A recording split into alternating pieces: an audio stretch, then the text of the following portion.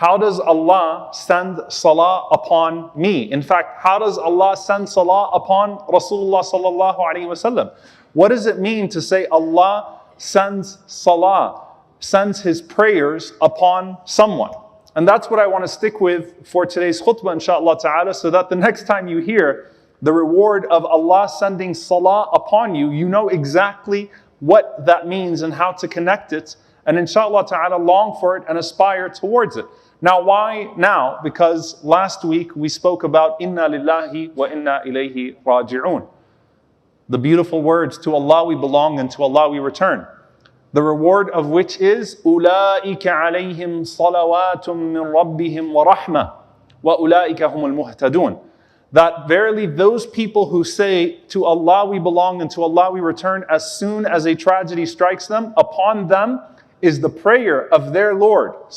And it should not be lost upon us the way that Allah has personalized this, as this is a form of tashrif. This is a form of making the recipient of this reward more noble, of honoring that person. That upon them is the prayer of their Lord and His mercy. وَأُولَٰئِكَ هُمُ الْمُهْتَدُونَ. And they are the ones who are rightly guided.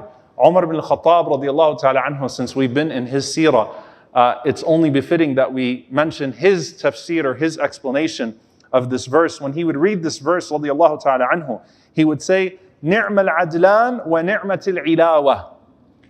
That how blessed is the compensation for the first two, and how blessed is the prize, the extra form of elevation that comes at the end of this verse. He says, as for al-adlan, the two forms of compensation that Allah mentions here for a person that says, Inna lillahi wa inna ilayhi raji'un. He said, then it is as-salah wal-rahmah.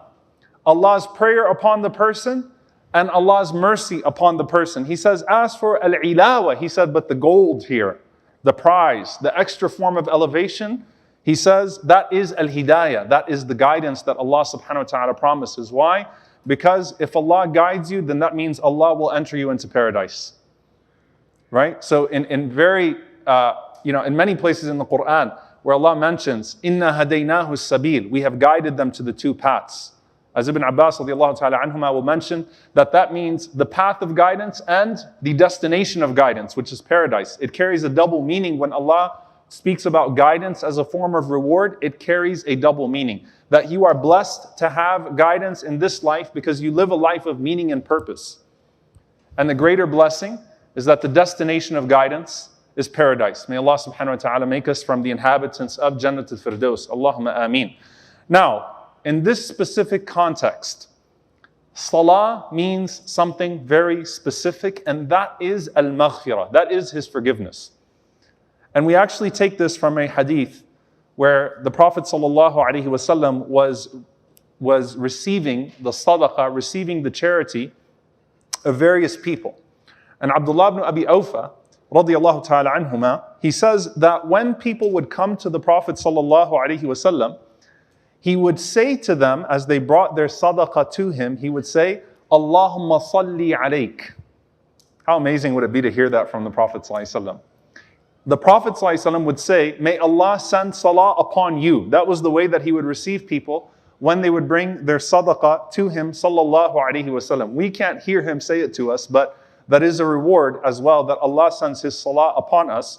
And the Prophet ﷺ said, Sallaytu alayhi ashra, that I send salah upon that person as well. So here, Abdullah ibn Abi Awfa, he says that when my father came to the Prophet ﷺ, I remember him saying, Allahumma salli ala ali Abi Awfa. Oh Allah, send your prayers upon the family of Abi Awfa.